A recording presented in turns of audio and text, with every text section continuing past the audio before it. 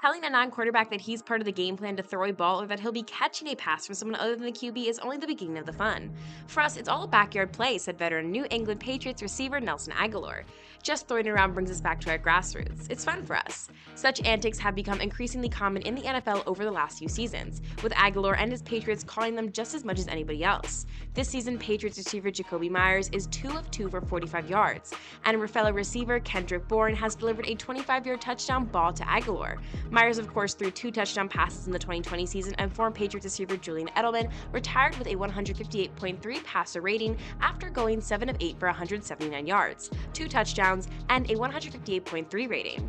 However, the pattern extends beyond the Patriots. According to ESPN stats and information, non-quarterbacks have tried 26 passes this season, completing 13 and are on pace to attempt 37 passes. Non-QBs attempted 44 passes in 2020. However, the previous year they attempted 33 passes, and the year before it was 31. Justin Jefferson of the Minnesota Vikings is 2 for 3 for 35 yards this season. I became quite thrilled. I try not to show it too much, but I enjoy throwing the ball every time, he remarked. I just like to be in the mix, especially when a tricky play is involved. I definitely remember playing quarterback in Little League, dashing around and throwing it on the fly, so that definitely takes me back. Cedric Wilson of the Dallas Cowboys leads all non-QBs in passing yardage this season, going 2 for 2 for 57 yards. He attributes his achievement to offensive coordinator Kellen Moore. It's going to be open. He doesn't really make it difficult for me to make a decision, Wilson explained. The choice to call those types of plays is based on the number of factors. Practice makes perfect. The first thing offensive coordinator Josh McDaniels says in New England is that these aren't trick plays. They may be a little bit different in terms of scheme, but I usually tell the guys what they're going to rep them in practice long enough, sometimes for weeks, to the point where none of us feel like it's a trick, he explained. That's the biggest thing for me. If I don't feel confident in the scheme or the execution of the scheme in practice, and if the players don't feel confident in what they're being asked to do, then I don't think it's really a safe thing to use. Jefferson recounts a similar strategy in Minnesota under offensive coordinator Clint Kubiak. The football. It's all about doing it, seeing it, and making sure that everyone is on the same page, he explained. And then when it comes to the game, I'm confident enough to make the play and make the throw. Kubiak couldn't recall the first time he considered having Jefferson throw a pass in a game, but he did say, I know Justin played some high school quarterback, and seeing him in practice tossing around, it always looked pretty natural. McDaniels noted that in New England, when experimenting with different options, he always measures the reactions of players when things don't go well in practice, which enters into decision-making on who might execute particular plays. Once those barriers are crossed, it comes down to where it fits in the game plan, and coach Bill Belichick believes McDaniels has a talent for knowing when to strike. Happens to be, Belichick said. Sometimes some of those players are designed to really get everybody up near the end of the scrimmage and then get behind them.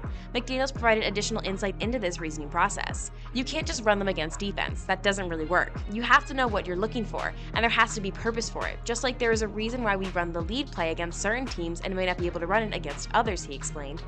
Some teams are better to run reverse against than others. Some teams are better to run screens against. So if you have a team where you believe you have a possibility of getting that look, and the look is conducive to running a play, you try to gain an advantage that way. McDaniels also acknowledged the contributions of his assistants. Everywhere, and they all have a say in the game strategy, he explained. I don't go to my office every week and draw trick plays ad nauseum. Some of the plays come from everywhere, and they all have a say in the game strategy, he explained. And so to me, it's about whether the idea is sound and whether the defense that we're playing against would give us a chance based on how they play and the scheme they make to use it work. Then it's a matter of trusting the guys and providing them enough practice repetitions. I usually remind them that if your heart rate starts to rise and we call this, you haven't practiced it enough. We work on these a lot, so when we do call them, it's not that big thing, said David Andrews, who is in his 6th season as the Patriots. We put a lot forth of time and effort. Once a quarterback, always a quarterback. The background of NFL's top non-QB passers this season is one thing they have in common. Both Wilson of the Cowboys and Myers of the Patriots formerly considered quarterbacks to be their primary position. Wilson started out as a quarterback in high school before switching to receiver at Holyfield Community College. I was playing baseball and I got tired of throwing the baseball in the football, Wilson, a shortstop, explained. Amari Cooper, Wilson's teammate, has witnessed Wilson relying on some of his former skills. He has good mechanics. What he can do, flicking that ball around, that doesn't really surprise me, Cooper remarked. Meanwhile, Myers attended Arabian Mountain, Georgia High School and was recruited at NC State as a quarterback before transitioning to receiver as a redshirt freshman. When coaches consider the risk-reward balance of the play, that experience is important. You want to have faith in the guy who has the ball so that if something goes wrong, you don't have to turn the ball over. If it's not there, you just throw it back up the line again, run another play, Belichick explained. You look for a player who makes good decisions and is accurate former college quarterbacks, or guys who have at least some experience seeing if the receiver is covered or open. It's not a one-time occurrence. You don't want to just toss it out there, but if the play concept works and players are available, you want someone who can put it on them.